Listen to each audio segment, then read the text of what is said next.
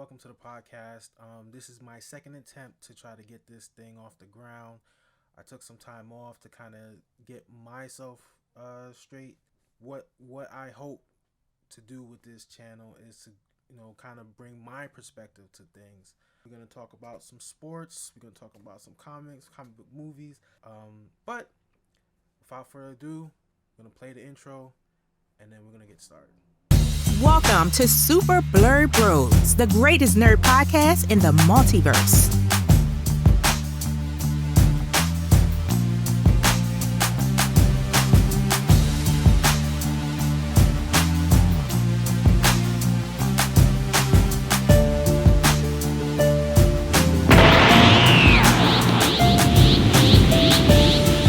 Okay, so that intro, it took a lot of work. Took a lot of time, and I wanted to come with something a little more higher production values than I had before. I'm still trying to learn this video editing thing, so I hope you guys like it. First topic that I wanted to go over today, before I give my review of Doctor Strange, kind of ties into it, basically. So over the last, maybe, I guess you could say almost a year, we've had a lot of different Marvel properties come out, a lot of TV shows out. We had Eternals, we had Shang-Chi, we had Moon Knight, we had Hawkeye, which I reviewed mostly, and then we're gonna have Miss Marvel come out, I believe, in June. And one of the things that we see from a lot of these projects is that Marvel has really sanitized a lot of the stuff that we see from the comic book. Now, I understand that the goal of any adaptation is to try to make it palpable for audiences that don't know anything. And I totally understand that. You want more than just guys in the basement, pretty much, to talk about these things, to enjoy these things. And one of the questions that people like me, or people, nerds in general, is that we always talk about who is this for. And I think that Marvel, probably more than DC, Marvel Disney, I should say, has a lot of chains on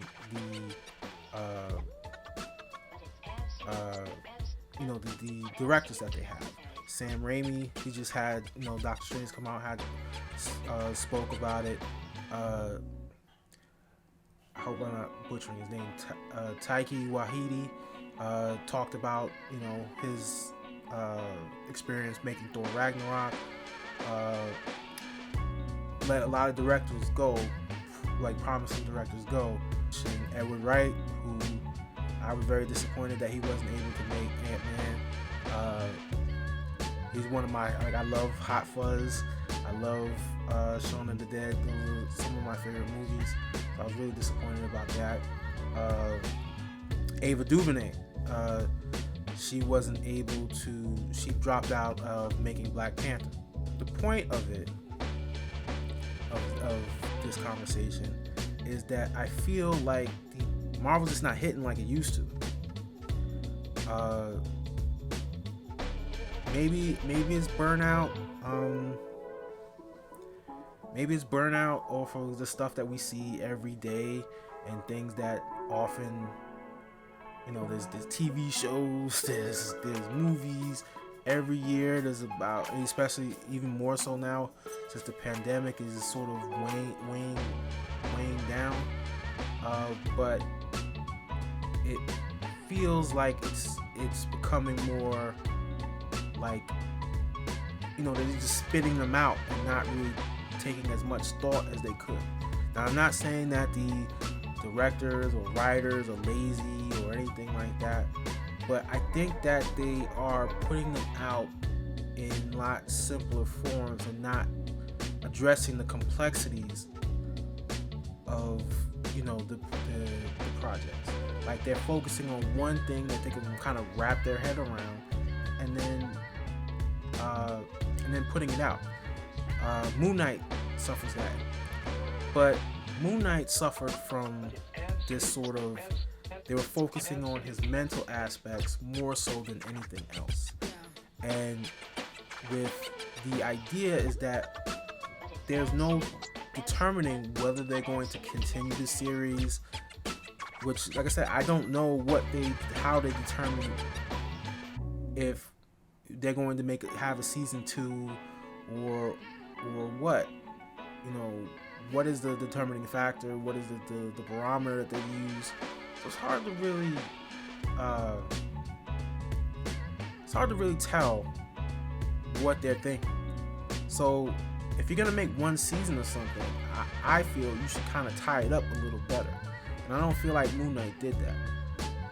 There was a lot of aspects of it that were very that I understood.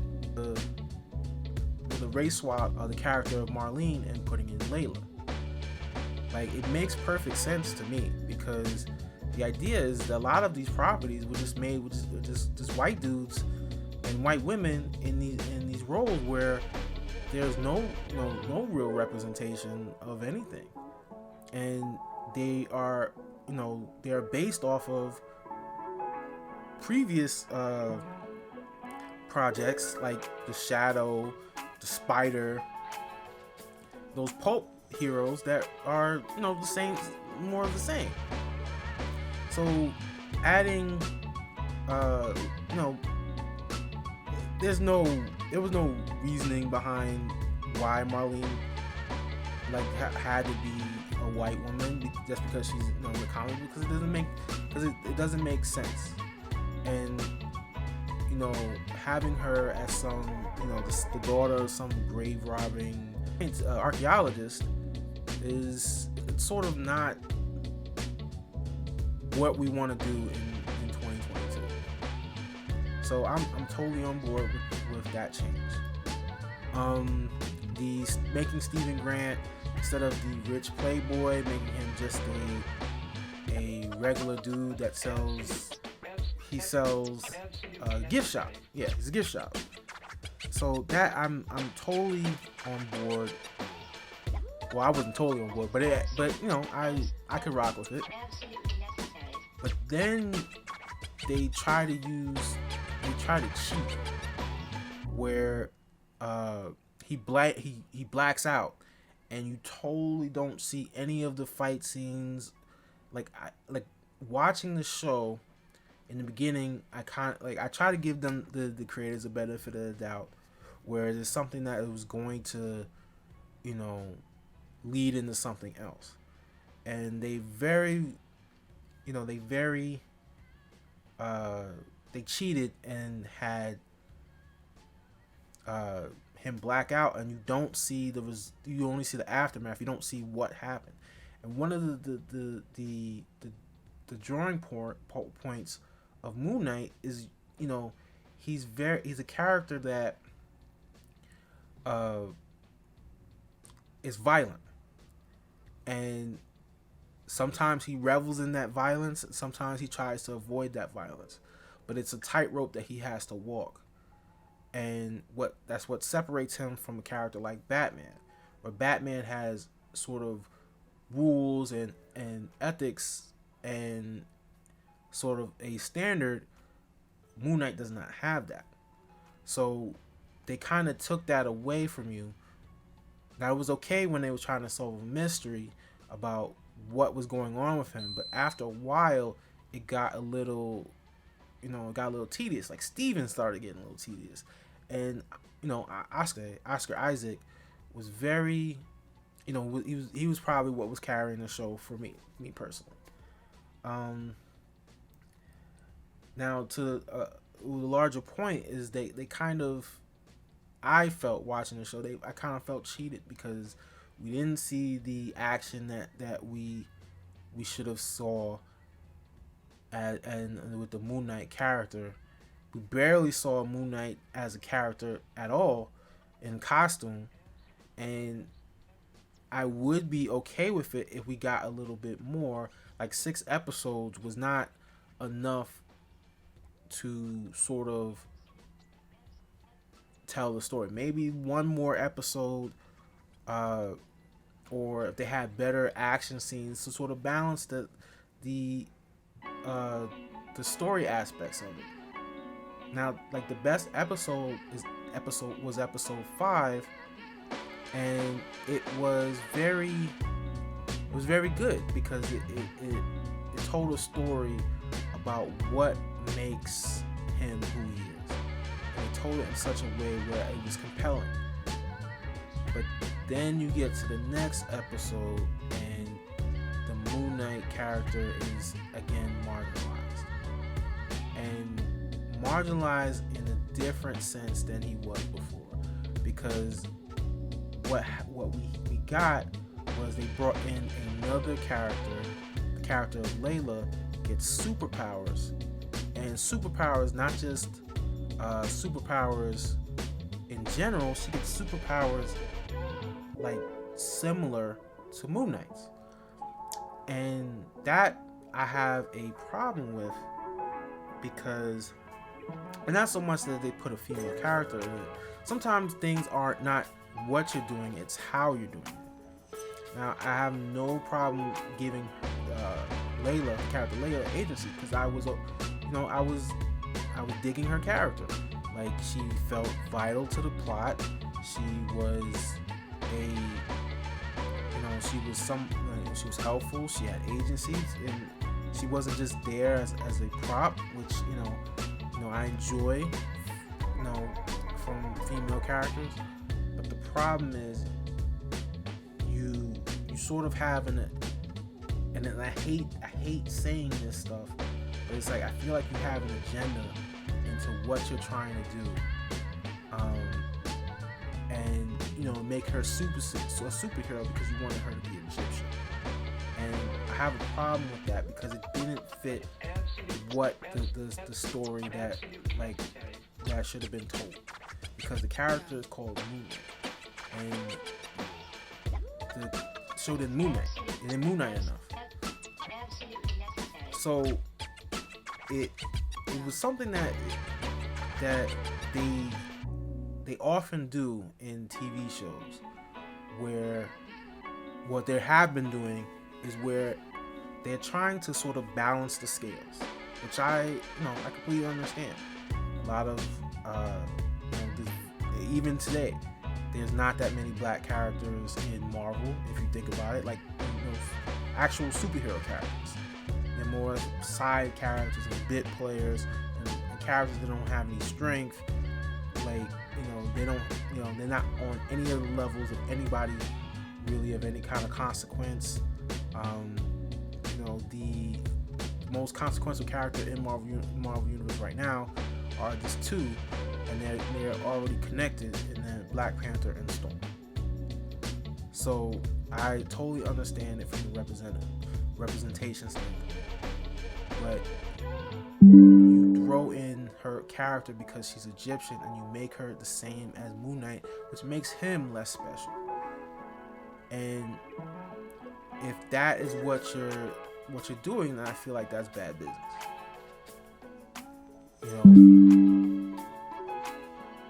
She's basically the same. She's the same as him. Her powers are, she has little bird wings and stuff like that. But at least if you did it in such a way where she has no connection to the villain, other than like, oh yeah, I have to stop him. Her connection to Harrow is minimal, other than the obvious, like, yeah, I have to stop him. Like, if they were saying that Moon Knight was getting a second season, then then have at it. Do what you gotta do. But knowing that Moon Knight might not ever get or being in the dark about whether Moon Knight is ever going to get another season, it sort of lowers my enjoyment of the show. And knowing that there's still some threads that weren't really addressed, like the fact that Mark was in fact involved. And I should have put a spoiler warning up, but if you haven't seen it, but you know some threads having to do with her father. I still am questioning how he defeated the Harrow at the end, because saying he just blanked out and then he pulled a Hulk Hogan and then he charged up and then was able to defeat a guy that they themselves together could not easily defeat. It kind of, it's not really what I'm looking for. Shang-Chi, they totally steal Iron Fist's whole flow, his whole jam. The mystical world, the dragon, the protector of this fantasy world,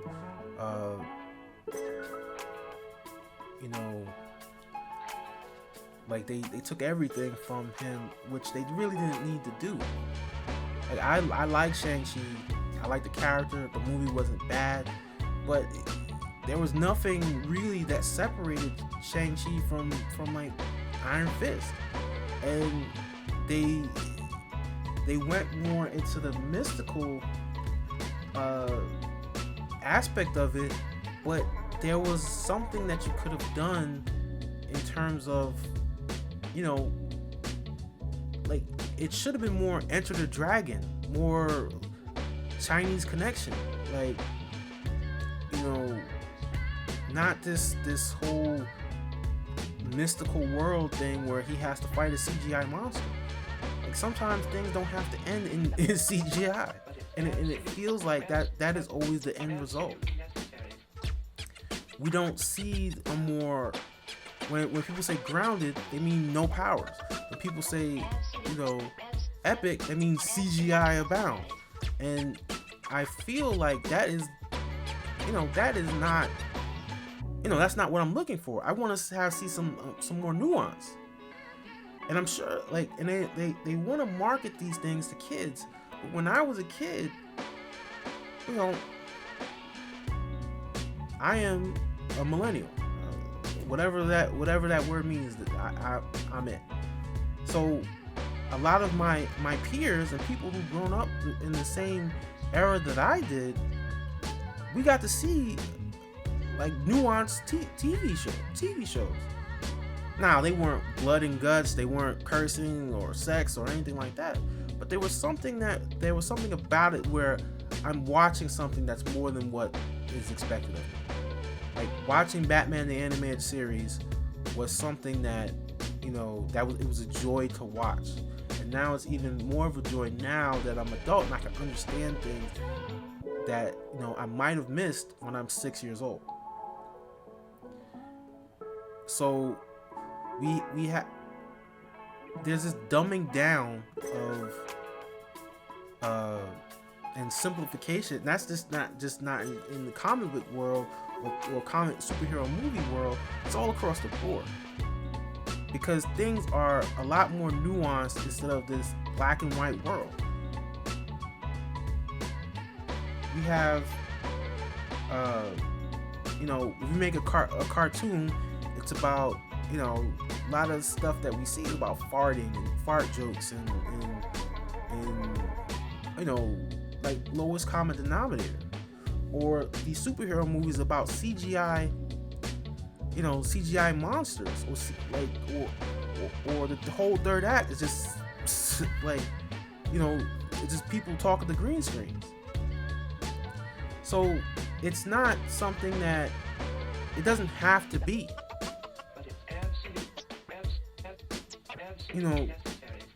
Certain aspects of it, dictate you having CGI, like the Doctor Strange movie. It dictated you having CGI because he uses magic, something that you can't really use in practical effects for. But for something like Shang-Chi, I wanted to see him the whole point is like he's, you know, Simu Liu, and I hope I said that right, was training to fight and do choreography, and he barely did it. He's on top of a dragon, you know, or the fight with his father should have been hand to hand, something like, or more, you know, a little bit more grounded than what we saw. And I mean, personally, that's what I'm looking for. Like, I'm looking for a little more subtlety in these movies, or when the situation dictates. And with that being said, there's also a character issue. A lot of the characters are so cliche and boring, like Eternals. The character is Cersei. She's what the movie hinges on. Your belief in her. She seems like they center her as a protagonist. She's one of the characters, the first characters that we see. But she is so boring. She's in a committed relationship, even though she's immortal. She's talking about moving in with this human character, Dane Whitman, where like I didn't watch this movie for Friends. Like it's so like generic. And there were ways to do this to where it's palpable for characters, but you got to make people like interested in it. And I talk to people, like one of my best friends. She knows nothing, nada about Eternals. But even she viewed her as boring. And to me, that is your main audience. I mean, what it seems like a lot of times, you can give a crap about what I want. You're trying to motivate her. You're trying to get her to spend money. This is where the $1 billion come from, because it's more of her than there are of me. And she thought she was boring. The comic book version of Cersei shouldn't have to be this sex pot or whatever, but be a little bit more, have more personality. Something that people could go off of, that people can adjust to. And that's the point. It's like you sanitize it and then you homogenize it, and then you make it so where it's not even like, I'm not even vibing with her motivation. And then you throwing things against the wall, like you said, oh yeah, Phastos is gay. But okay, he's gay, but in the comic book, they're like Greek gods. They're I guess what's the word, polyamorous? Why aren't they all gay? If that's how you want to get down. But your focus on it is like, oh yeah, it's so beautiful because he has a family. Where did that kid come from? They didn't explain it. Like, they're supposed to be like these synthetic beings, but how do they reproduce? You know, that's something you didn't even explain. And even if he, like, the questions, like, just sort of like if you I mean, maybe it's just me, but the questions about the relationship he has with this other man, it's like you don't even explain it.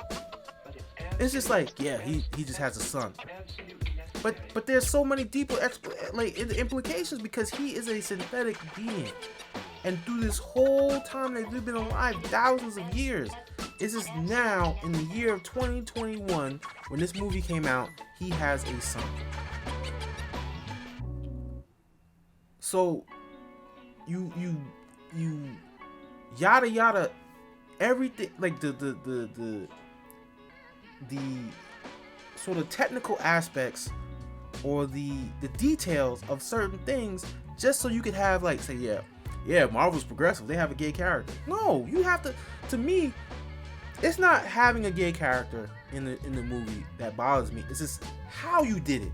You didn't do it in a way that was like I said, in the comic book version, Makari is a man or a woman, and in the comic book, and despite her sort of, because Eternals seemingly, as was written in recent times, they could be either or.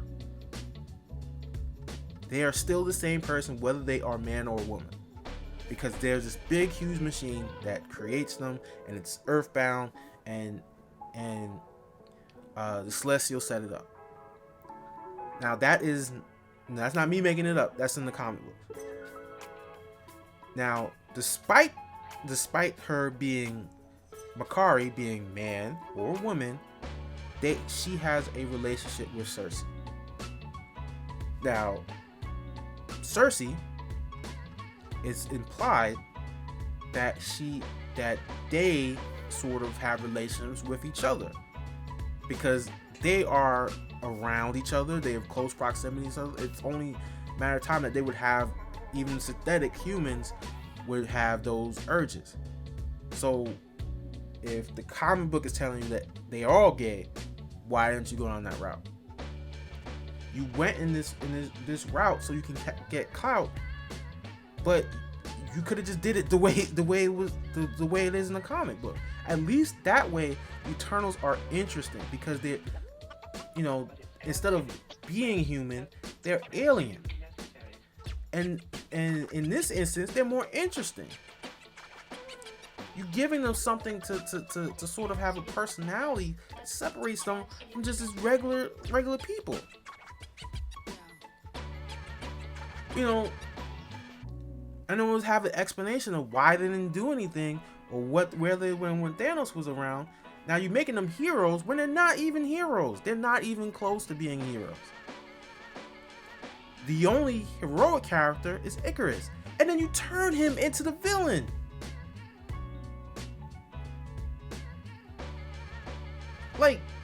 And that is another thing that, that's probably another story for a different day. Is this idea of the evil Superman that seems to permeate through the whole culture? Everything got an evil Superman in it. So you went to everything that you've done with this movie Eternals is you went to the lowest common denominator. The lowest common denominator of evil Superman, boring characters, pandering to a certain group, and you could have done it in such a way where you could have achieved all those things: the representation, the idea of the interesting characters, and you probably would have made more money if you did it in a way, or got more people on board if you did it in a more interesting way. Because the only reason why comic books aren't really a thing, because there's this, while you can buy them online and there's Comixology and stuff like that, there's brick and mortar, but there's fewer brick and mortar comic book shops than there ever was, and it's just something that they're not out there in such a way where people can digest them. So in movie form, you trying to get the people to enjoy these movies, but the movie version pales in comparison to the comic version. And like I said, these are adaptations, but you're adapting it in a way that's corny. Now, like I said, I didn't think the movies were bad in and of themselves, but as a avid comic book reader, they are boring. You're leaving a lot of meat on the bone. So, one thing, before I get into the review for Doctor Strange, that I enjoyed, it was different. Not so much different where it's a complete departure of what Marvel has done before, but it took some chances to which I appreciated. And I hope that they loosen the reins for other directors to sort of play in this this paint of the Marvel Cinematic Universe. I think that it would help them out, because you want more people to watch it. And as a comic book fan, as much as I watch it just for habit, you know, but to be perfectly honest with you, there's very few movies that have come out that I've watched twice. I've watched Iron Man 1 maybe less than 10 times. I've watched Thor only once. I've watched Captain America: The First Avenger once. I've watched Winter Soldier maybe. That I actually probably watched 10 times, because I that's probably my favorite out of all of them. I've seen Black Panther twice. You know, but outside of those movies, I've only seen any of those, like in 26 movies, 27 movies, whatever it is now. I've only seen, like, there's very few movies that I've ever watched more than once, because it's just like, well, yeah, I watched it, but you know, I don't. It doesn't hit the same. It doesn't make me like elicit emotions, like the emotional value in it. Like, I've seen Star Wars hundreds of times. My favorite movie of all time, Die Hard. I've seen it hundreds of times. I've seen Ninja Turtles, the not the Michael Bay one, the 90s one. I've seen it 2 billion times, because they elicit emotion in me, because I love it so much. But a lot of Marvel movies, they don't elicit that same emotion, and then it's not like it can't be done because I'm you know, like, I'm in my 30s. It can be done, because all you have to get, and most people my age, all you have to do to get people on board is to apply that nostalgia factor. That's what got people watching Spider-Man: No Way From Home. It's that nostalgia factor. But you know, maybe I'm the only one, but I personally didn't like Spider-Man: No Way From Home. I am a huge Spider-Man fan, but that's not going to be enough to get me. You have to be, the movie has to be good. And I felt like No Way Home, the Spider-Man: No Way From Home, despite this nostalgia and factor, it didn't work on me. But regardless, I'm saying overall, you want the whole idea is seemingly to make money. And if you want to make money, you have to get people, not me, but the average Joe or Jane, or you know, or Jamal, or I guess Jasmine, the Jamal or Jasmine. You trying to get them on board? You got to come with something better than this. And the way things are going, or with the content of the thing going, people are going to be, if you don't change, if you don't try to apply some new techniques or new ways of doing things, or take some chances, people are gonna get bored of these things. I'm not saying they're ever gonna go away, but you know, and then to end my point on this topic, Elizabeth Olsen came out and said she hated, or she did not like, the sort of like the heat that Marvel gets, but about, you know, the Marvel movies, from the Scorsese's, I can't remember the guy who directed the Joker. Well, a lot of directors who seem like, you know, too big for their britches. The problem is that you can't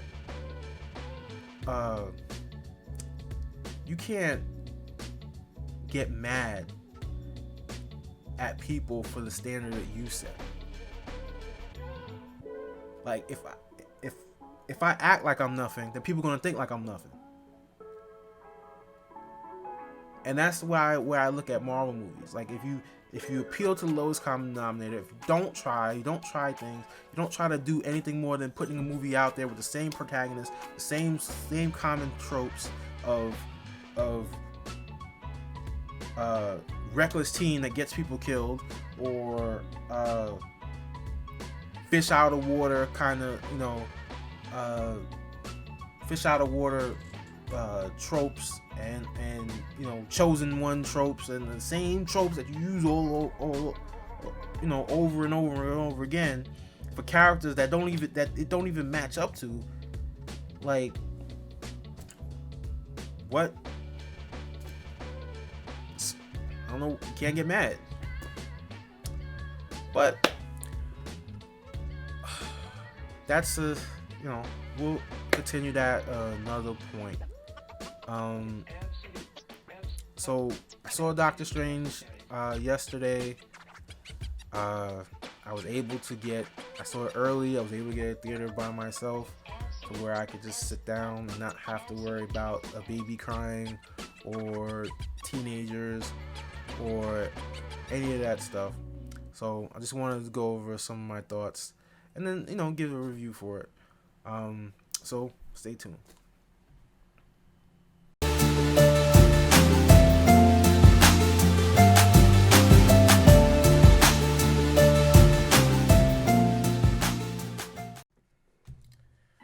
Doctor Strange in the Multiverse of Madness stars Benedict Cumberbatch as the title character, as Elizabeth Olsen playing Wanda Maximoff, Benedict Wong as the friend and current Sorcerer Supreme. And this movie basically is sort of the continuation of the downward spiral of Wanda Maximoff.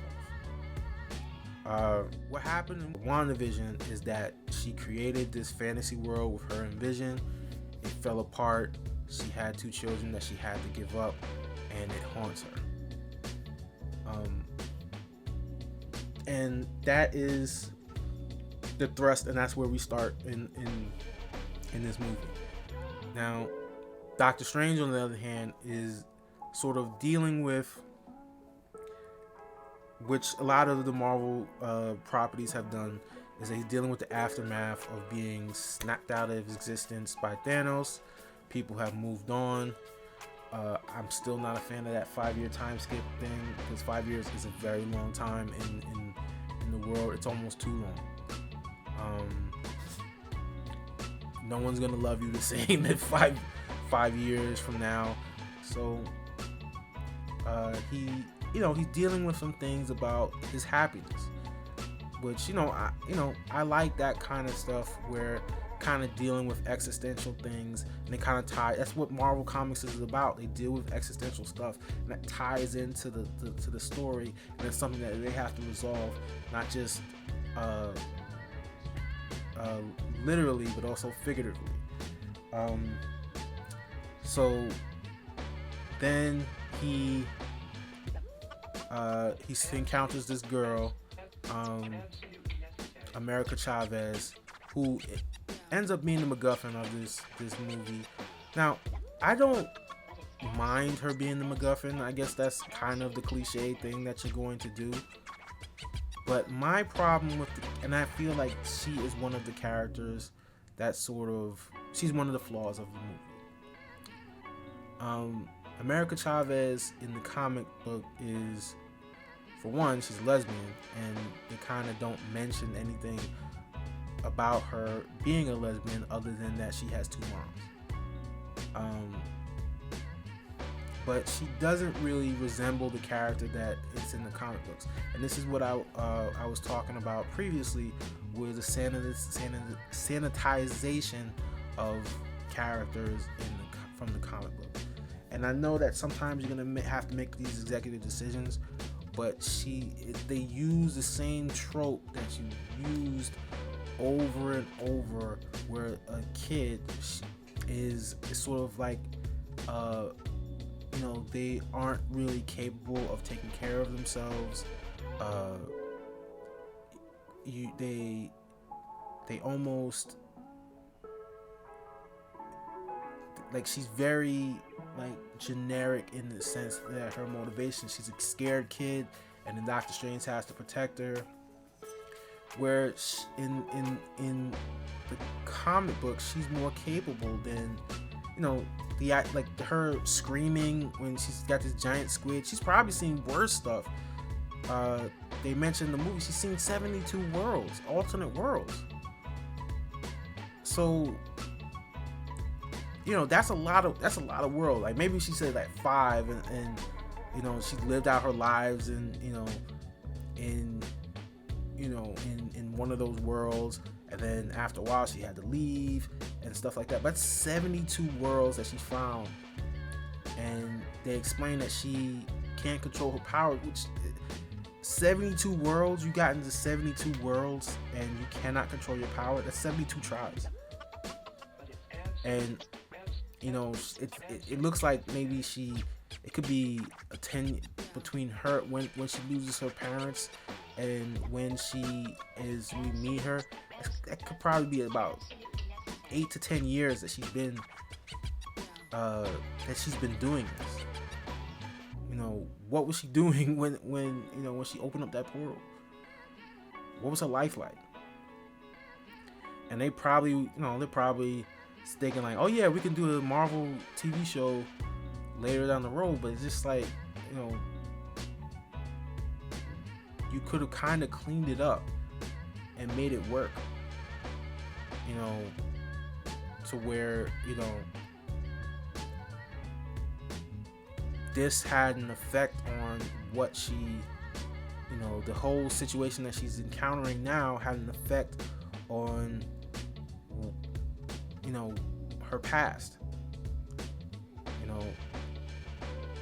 Her backstory could still be tragic, but the idea that she just, you don't really explain where she comes from, how she got the powers. It's hard. It's kind of hard to. I mean, they did allow us to connect with her, but not as much as we could have. And as I said, she's the character and from the movie and the character in the comics are diametrically opposed. While this girl she's so, she's not, accepting of everything that she sees, but she's a little wary of, like, trusting Doctor Strange, given what happened to her in the beginning of the movie, where the previous Doctor Strange betrayed her. But she should be a little bit more, I guess, aggressive. She's screaming like a little girl, and that part of it is where the America Chavez in the comic is a little more self-sufficient. She's probably older, but I feel like if you've been living on your own for how many years that she's been living on her own, because they don't really explain what she's been doing in the meantime, it kind of rings a little hollow for me. But he meets this girl. He's been dreaming about her. He's been dreaming about the situation that she went through with his alternate self. This leads Doctor Strange to talk to Wanda, and she makes the classic slip up of mentioning something that he never said. He finally gets wise to the idea that she's full of shit, and then she gives him an ultimatum: give me the girl, or there's gonna be hell to pay. And she makes the point that up until now she's being reasonable. Wanda attacks Kamatage. As you remember, if you've seen Doctor Strange, that is where he was trained. That's the training ground for these sorcerers. she breaks everything down.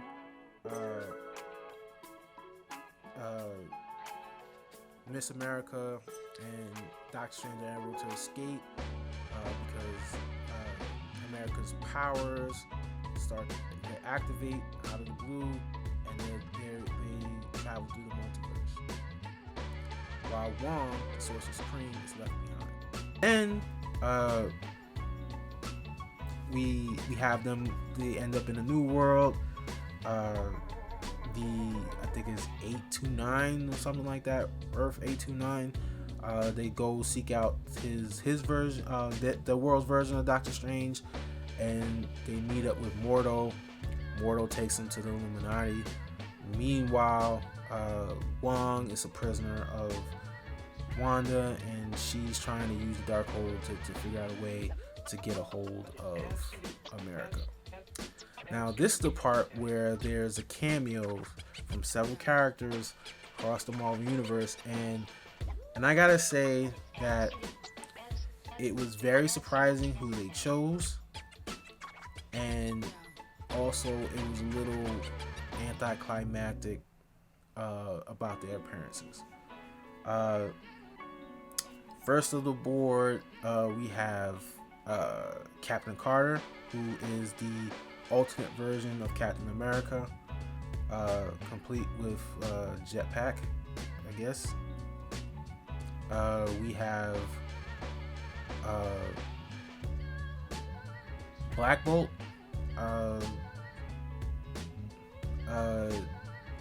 which presumably played by Anson Mount from Strange New Worlds and the Inhumans, ill-fated Inhumans TV show. Now, for some reason, his face is CGI, which I don't know. Maybe he wasn't able to. Not a lot of people are talking about it. I don't know. Maybe he just couldn't appear for whatever reason. But he ends up. They kind of plaster his face onto the character, which looked a little funny. I mean, the costume looked kind of cool, but it's just that CGI face kind of didn't work.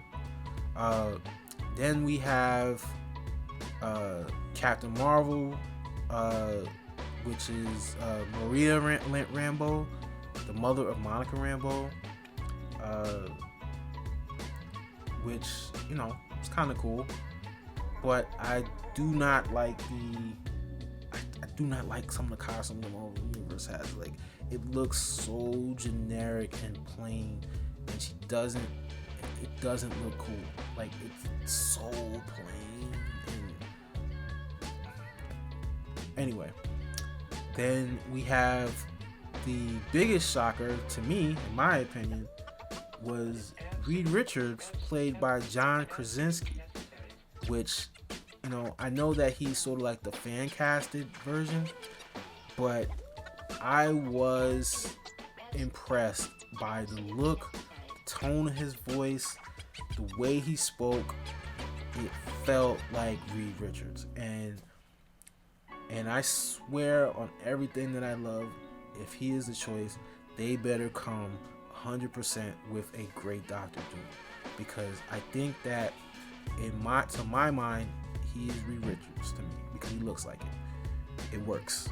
I didn't think so, and I was wrong about that, and I can admit when I'm wrong. It works. The final member of the Illuminati was, the one that was already, the cat was already out of the bag, Professor Xavier, played by who looked very ancient, Patrick Stewart.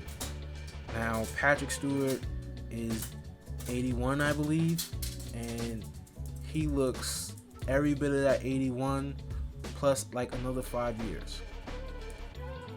Now, as much as I love Patrick Stewart, and there'll probably never be another one,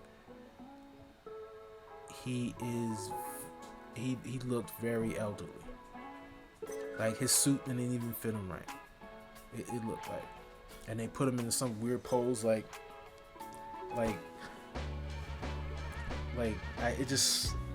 it just looks so like, I mean, I probably Sam Raimi being crazy, but it just looked a little hilarious to me. And I like, but they played the little X-Men animated series thing, and that sold it for me.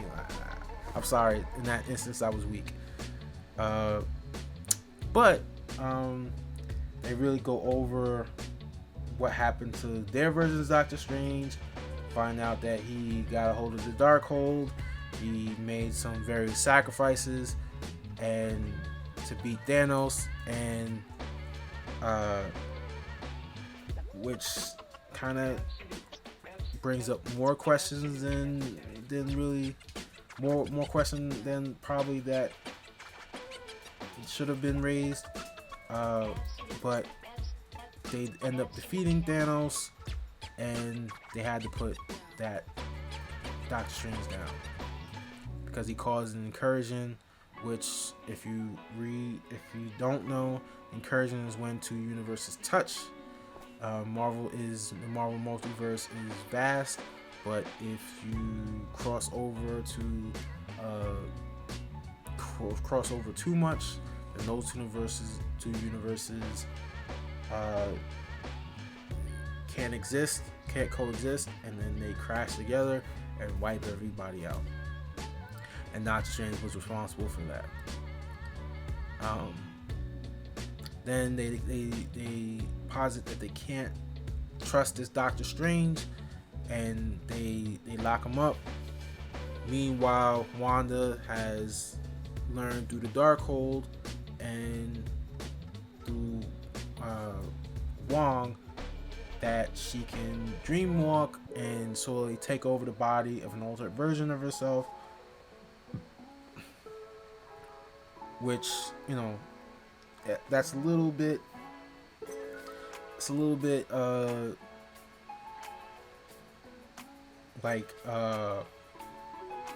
crazy, because it seems like no matter what you do, like this Darkhold can make you do pretty much anything that you want, that you can think, anything that you think that you want to do, you can do anything.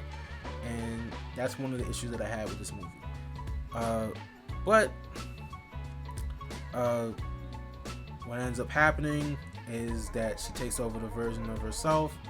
She comes and she lays waste to the Illuminati.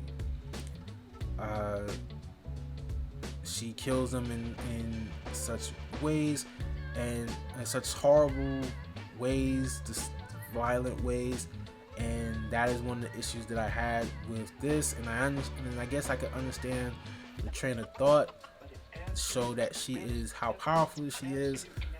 She killed people that with their own powers, basically. Black Bolt, she takes his mouth away, and then he somehow uses his powers on himself, blows his head out. That had a problem with that, because, you know, why would he not be impervious to his own powers? That's not how sound works. But then Captain Carter, she gets split in half by her own shield. So it doesn't make any sense, because why didn't she catch it? But, you know, then she does battle. She turns Reed Richards into instant noodles. Like, if you don't know what I'm talking about, think noodles. You put some ramen in a pot, or you put hot water in a cup of noodles, and that's what Reed Richards becomes. Then she does battle with Captain Marvel, but Captain Marvel is not able to beat her, as she's seemingly killed. Then we have the one that's left is Xavier. Now this, I feel, was probably the biggest job out, where she jobbed out. Well, the movie jobbed out Professor Xavier. This was the biggest part, where he uses his mind to contact the Wanda that she took over to try to get her released. Now, this is his domain, the mind. That's all he does, right? It's well documented that Charles Xavier is the greatest or the strongest telepath on the planet Earth, and I don't care what Earth. Like, he should at least be more formidable in that arena. She basically ambushes him in the mind, breaks his neck in the mind, then he's dead in real life because his brain can't survive. Which, as I said, is a little silly, because we've seen constant evidence to the contrary that should not happen. But what then proceeds is where it goes. Movie goes into full-on horror mode, where Wanda chases them through broken glass, basically with no shoes on for some reason. She's like really, really close to them, and they can't even get and then they're basically she's basically like a good 5-10 feet away from them. But it did add to sort of like the tenseness of the scene. But I don't know, she could have gotten a lot closer. She could have killed him at any point. But they end up trying to. The whole goal that they're trying to achieve is they're trying to find a Vishanti, which is a book that they literally say can make a sorcerer do anything. But they can't get it because Wanda stops them. She ends up getting America, and then she throws Doctor Strange and Christine Palmer, the alternate version of Christine Palmer, into a portal to end up on some kind of dead Earth. There they meet an alternate Doctor Strange, presumably the one that we see in the What If cartoon, and he's a little nutty from his loneliness. He seems like he's going to kill Strange. They do battle, which they throw music at each other, so basically I'm gonna call it a rap battle he has with this Doctor Strange. Then he ends up defeating him. Then he dies in the most mundane supervillain way, where he just falls on a fence post, fence spike, or whatever you want to call it, and that's the end of him. And Doctor Strange gets the idea that he can what's called dream walk, because that's the method that Wanda uses to take over the other Wanda. He ends up dream walking into a dead body, and he does battle until America discovers her. She's got the glow, and then blah blah blah. Day is saved. I like this movie. It moved at a brisk pace. It didn't seem like any scene started to drag. It really felt, despite my criticism, it was it felt very good to watch. It wasn't boring. It didn't make me feel like, God, when is this gonna end? Though I feel like the cameos were a little bit haphazard, and how they were dealt with, I really like this movie. Like I said, I was entertained, and that is saying something. And like I said, the camera work, some of the scenes, it felt a lot different from what we get from Marvel. It felt like just reading a comic book, and a one-off comic book, and just or some kind of event comic book that you read 3 issues in and then done. Like, as long as you're entertained, there's really no there's really nothing I can say. Did everything work? No. Could they have done things better? Yes, they very well could have. The issue with Wanda is that and one of the flaws in sort of like the Marvel universe is there's so many different writers. It works in the comic book sense for the most part, but in the movie sense, they're filled with people who don't read comic books as a job. They're not. There's no editor that says like, oh well, this doesn't happen in comic books, and that's what we're gonna, that's why we gotta keep it straight. There's nobody doing that other than Kevin Feige, and Kevin Feige, he's shown that there are instances where he'll make a decision to change something that may have not needed to be changed for the worst, or it's just not something that it'll just be something that's arbitrary. The calling her as oh yeah, like, the Scarlet Witch, like, how does that work? Was there a Scarlet Witch before her? Is it a Scarlet Witch?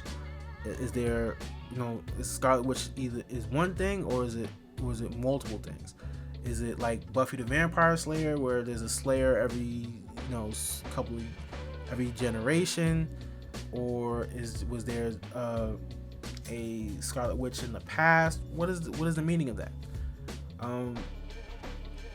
If you're not an avid comic book reader, well, in comic books, Wanda was touched by a demon called Ikthon. I hope I'm saying that right, Ikthon, and he is sort of like a elder being that he uses her. He kind of uses her powers and manipulates her. So it could have been something like that, like something where, where it could sort of like, it could have everything could have matched up, but you could have done it in such a way where it actually connects a lot better. But now you have so many, like, to get the point from point A to point C, you had to sort of like half-ass beat, and that's what I feel like they did.